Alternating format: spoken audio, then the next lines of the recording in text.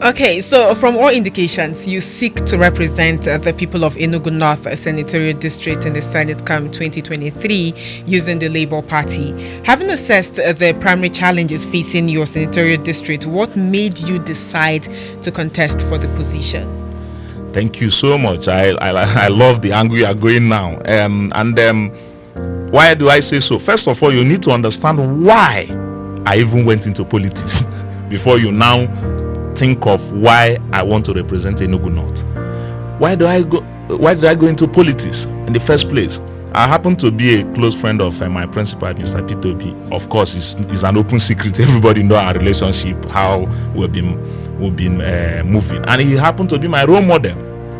But 2016 at the platform, he spoke about what brought him into politics, because my ideas at that time was just for me to be a rich man like him.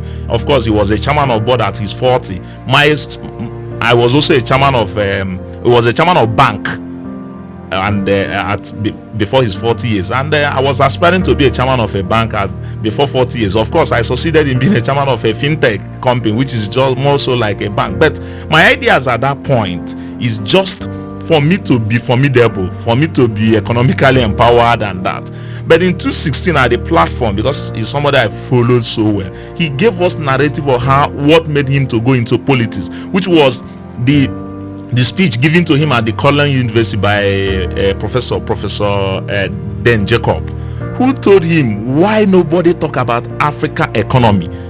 And after the whole conversation, I don't want to bore you with that story, but we all know that story. He decided to come back and accept the challenge of running for Anambra State governorship, which ABC Nwosu had convinced him all this while, and he refused. I think this happened around 2001 and 2002. But he gave us that story full in 2016. And when he told us that, that's when he said, youth, go back and take up your country. Take back your country and reform the country. And I now see myself that, like, man, if I must follow this man, I should also talk about our country. And that's when I delve into politics. And that's how I even became the chairman of private. I looked at myself, let me test it in a small place and see if it does work. Because it does look like anybody that go into power.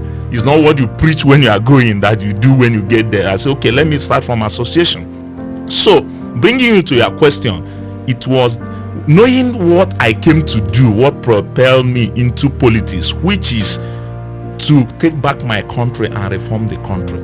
Today, I'm running for Senate. Of course, there are so many things I've evaluated in my senatorial district that I want to correct. Number one thing I want to correct is the fact that you must be 70 years, you must be 80 years before you contest any election. You must have too much money before you contest any election. That's number one thing I want to correct. Another thing I want to correct is, of course, I'm going for Senate. We are not executive. We are talking about, if I say I'll build road now, somebody will say, how will you build road? You are not an executive. But the tide, what my mantra is ingenuity and creativity. Because today everybody is saying there's no money in Nigeria.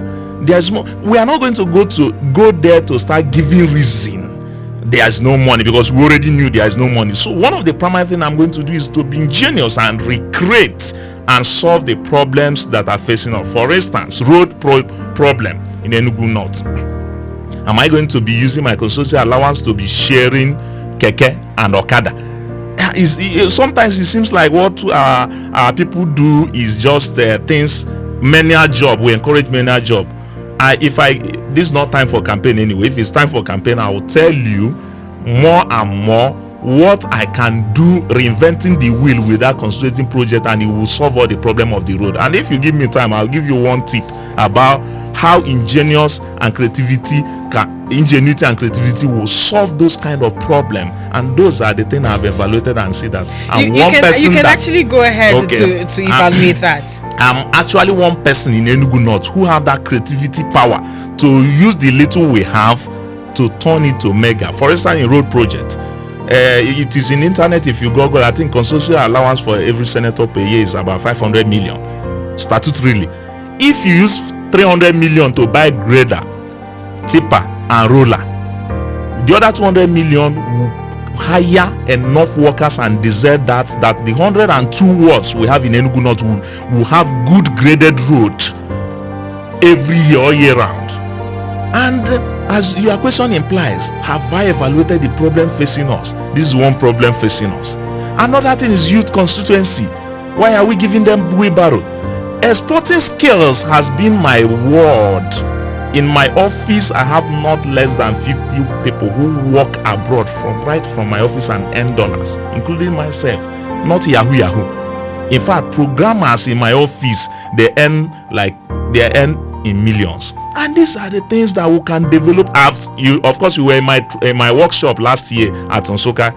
Thank God you were the anchor at PAA, where I was transferring skills to children, to youth, how it is going to be done. So if you bring me to, have I analyzed the problem of my people and what will happen, I'll tell you yes. And I've already looked at myself that I'm that creative and ingenious to solve the problem.